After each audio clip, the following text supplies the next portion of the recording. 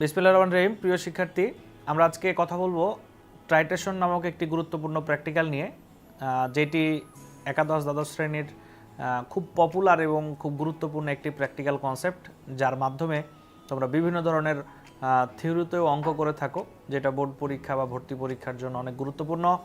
আমরা প্রথমে একটু পরিচিত হতে চাই ট্রাইটেশন করতে কি কি যন্ত্রপাতি আমাদের প্রয়োজন। সেই যন্ত্রপাতির সাথে আমরা দেখি এইখানে বিকার ভর্তি একটা দ্রবণ রাখা আছে, কনিক্যাল ফ্লাক্স, যেটা আমরা টাইট্রেশন করার কাজে ব্যবহার করব। এটা বিকার, এখানে একটা অন্য দ্রবণ আছে। আমরা এইরকম বোতলে নির্দেশক নিয়ে থাকি, এই নির্দেশক দিয়ে আমরা টাইট্রেশনের সমাপ্তি বিন্দু নির্দেশ করে মানে আইডেন্টিফাই করে থাকি, যেটা তোমাদেরকে আমরা টাইট্রেশন করার সময় দেখাবো। এছাড়া আবারও বিকার আরেকটি দ্রবণ রয়েছে, আরেকটি কনিক্যাল ফ্লাক্স আমরা নিয়েছি। মূলত বিকার, কনিক্যাল ফ্লাক্স, এটা প্রয়োজন অনুযায়ী যতটুকু প্রয়োজন আমরা নিব। এরপরে দেখতে পাচ্ছি এই যে এরকম কাচনল, যেটা পিপেট, আর এর হাতে যেটা আছে, মাথায় যেটা আছে, এটা হচ্ছে পিপেট ফিলার। অর্থাৎ আমরা পিপেটটাকে ফিল করার জন্য আমরা এই ফিলার ইউজ করি। বুরেট, এবং এই বুরেটটিকে আমরা একটি স্ট্যান্ডের সাহায্যে আটকায় দিব।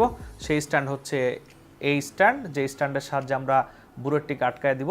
তার মানে আমরা মোটামুটি আমাদের গুরুত্বপূর্ণ এবং প্রয়োজনীয় যন্ত্রপাতি হচ্ছে বা ম্যাটেরিয়ালস হচ্ছে কয়টি, যেটির মাধ্যমে আমরা টাইট্রেশন করতে পারি। এই পিপেটের গঠন সম্পর্কে আমরা কিছু কথা বলতে চাই। সেটা হচ্ছে এটি একটি কাচনল, এর মাঝের অংশটুকু দেখতে পাচ্ছ যে মোটা এবং প্রান্ত ভাগ কিন্তু সরু। দেখো, খেয়াল করো, এই পিপেট, আমার হাতে যে পিপেটটা আছে, এই পিপেটটা 10 ml দ্রবণ পরিমাপ করতে পারে, একদম জাস্ট 10 ml। আচ্ছা, আরেকটি মজার বিষয় তোমাদের সাথে শেয়ার করি। এই পিপেটগুলো হয় কিন্তু দুই ধরনের, একটা হচ্ছে আমার হাতে যে পিপেট আছে সেই পিপেট, আরেকটি হচ্ছে গ্র্যাজুয়েটেড পিপেট। অর্থাৎ গ্র্যাজুয়েটেড পিপেট বলতে পিপেটের গায়ে দাগ কাটা থাকে, যেটা দিয়ে আমরা স্পেসিফিক পরিমাপ পেতে পারি। বাট এই পিপেটগুলো বেশি ব্যবহার করা হয়, এই পিপেটে স্পেসিফিক একটা পরিমাপে পাওয়া যায়।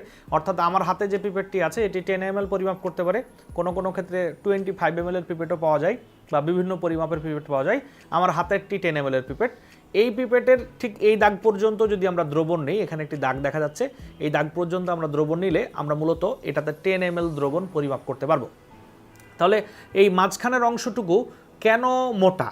আচ্ছা, যদি আমরা 10 ml পরিমাপ করি দ্রবণটি, এবং 10 ml আয়তন পরিমাপের জন্য যদি এইটা ওপর থেকে নিচ পর্যন্ত তাদের এই মাঝের অংশটুকু মোটা না হয়, ওপর থেকে নিচ পর্যন্ত একই রকম হয়, ইউনিফর্ম হয়, তখন কিন্তু এই পিপেটের কাচনলটা আরও অনেক বেশি লম্বা হয়ে যাবে, যেটা অনেকটা ব্যবহার উপযোগী হয় না।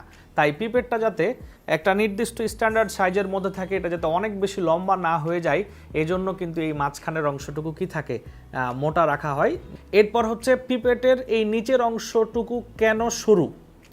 নিচের অংশটুকু সরু মানে এর অর্থ হচ্ছে যে এইখান থেকে যখন দ্রবণ আমরা বের করে ফেলবো পিপেট থেকে, তখন নিচের অংশটুকু সরু হওয়ার কারণে দ্রবণটা কিন্তু আস্তে আস্তে বের হবে।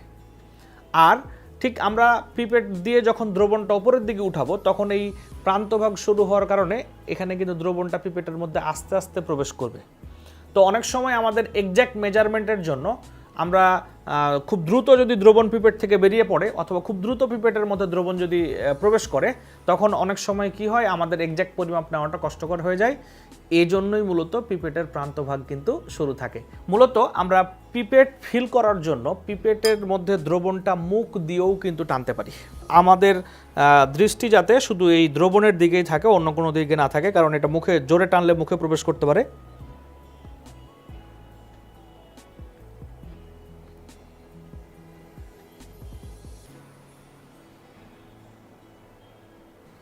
এরকমভাবে ঠিক আমরা চেষ্টা করব, একদম এইখানে একটা দাগ আছে দেখতে পাচ্ছ তোমরা, এই দাগ পর্যন্ত যদি আমরা এটা নেই, তাহলে এটা 10 ml হবে।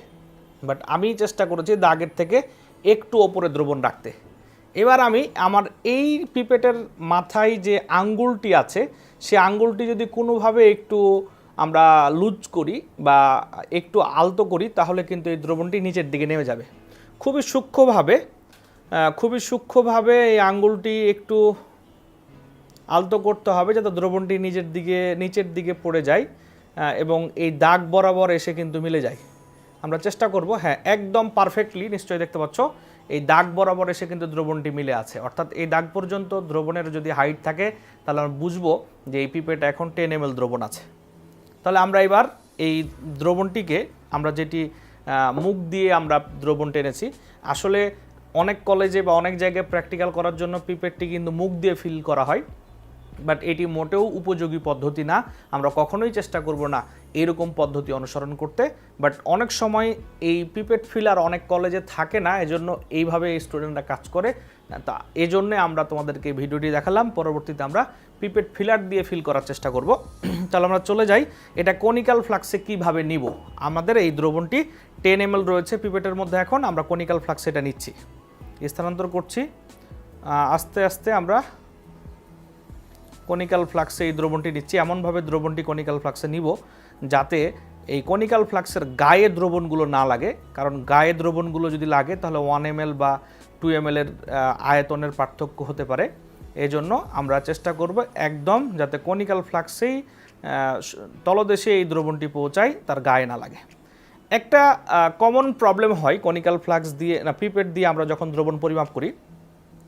সবাই নিশ্চয়ই দেখতে পাচ্ছ যেখান থেকে প্রান্তভাগ শুরু হয়েছে এখানে কিন্তু দ্রবণটা আটকায় গেছে, অর্থাৎ এর নিচে কিন্তু আর দ্রবণ যাচ্ছে না। নিশ্চয়ই দেখতে পাচ্ছ সবাই যে এই পর্যন্ত দ্রবণটি কিন্তু রয়েছে। এখন অনেকে আমরা করি কি এইটুকু দ্রবণকে কনিক্যাল ফ্লাক্সে নেওয়ার জন্য ঝাঁকাঝাঁকি করি, ধাক্কাধাক্কি করি, এতে ভেঙে গিয়ে দুর্ঘটনা হওয়ার একটা সম্ভাবনা থাকে। এটা খুব চমৎকার একটি পদ্ধতি আমি তোমাদেরকে এখন শেখাবো, যার মাধ্যমে খুব স্মুথলি এখানে যে 2-1 ফোঁটা বা 2-1 ml দ্রবণ আটকে থেকে যায়, সেই 2-1 ml দ্রবণ নিচের দিকে চলে যায়। আমরা এই পিপেটের মাথায় একটা আঙ্গুল দিব। আঙ্গুল দেওয়ার পর এই যে পিপেটের এই মোটা অংশটুকুকে আমরা হাত দিয়ে চেপে ধরবো। খুব বেশি জোরে চাপবো না, আমরা জাস্ট চেপে ধরবো। দেখো চমৎকারভাবে কিন্তু এই কয়েক ফোঁটা দ্রবণ কিন্তু নিচের দিকে নেমে গেল এবং পুরো পিপেটটি খালি হয়ে গেল। সমস্ত দ্রবণ কিন্তু কনিক্যাল ফ্লাক্সে চলে গেল। এখানে আমাদের হাত দিয়ে জাস্ট চেপে ধরতে হবে, জোরে চাপতে হবে না, জাস্ট একটু আলতো করে ধরে রাখতে হবে। তাহলে হাতের যে গরম, যার কারণে ভিতর থেকে সমস্ত দ্রবণ কিন্তু নিচের দিকে বেরিয়ে পড়বে। এবং লাস্ট একটি ফোঁটা আছে, আমরা চেষ্টা করব যে এই 1 ফোঁটা দ্রবণও যাতে কনিক্যাল ফ্লাক্সের মধ্যে চলে যায়, কোনো ঝামেলা না হয়। বরং আমরা যদি এটাকে একটু ধাক্কা দিই, ঝাঁকাই, তাহলে দ্রবণটা কনিক্যাল ফ্লাক্সে না গিয়ে বাইরেও চলে যেতে পারে।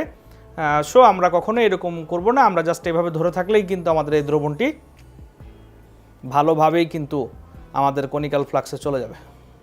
আমরা এই পিপেট ফিলার ব্যবহার করার জন্য আমরা প্রথমে এই অংশে একটা প্রেস করব, করার পর আমরা এই পিপেট ফিলার থেকে সমস্ত বায়ু বের করার চেষ্টা করব। এবং এই অবস্থায় কিন্তু পিপেট ফিলার থেকে আমরা বায়ু বের করে ফেলেছি। এবার এই দ্রবণের মধ্যে এই পিপেটটিকে ডুবিয়ে ফেলবো। আমরা খেয়াল করব যাতে সবসময় দ্রবণের মধ্যে ডুবানো থাকে। ডুবিয়ে ফেলার পর আমরা এবার এই অংশে প্রেস করব। এই অংশে প্রেস করব, আমাদের দ্রবণ দেখো উপরের দিকে উঠতেছে। যাতে সবসময় এই দ্রবণের মধ্যে পিপেটটি ডুবে থাকে, না হলে বায়ু চলে আসতে পারে।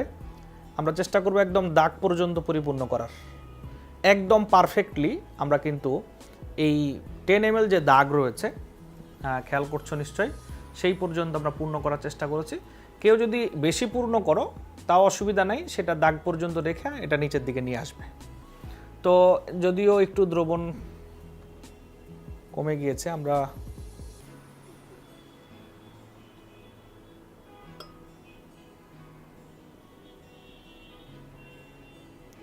হ্যাঁ একটু বেশি নিয়েছি আমরা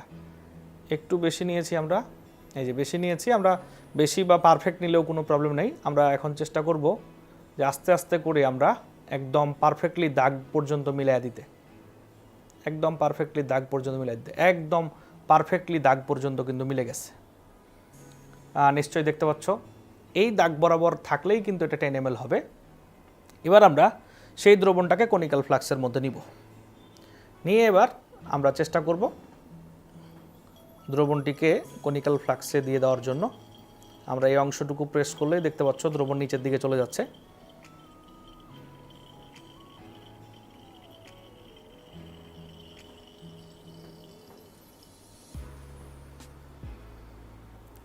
এই ক্ষেত্রে আবার আগের মতো ঘটনা, এইখানে প্রান্ত ভাগ সেইটুকুতে কিছু দ্রবণ থেকে গিয়েছে।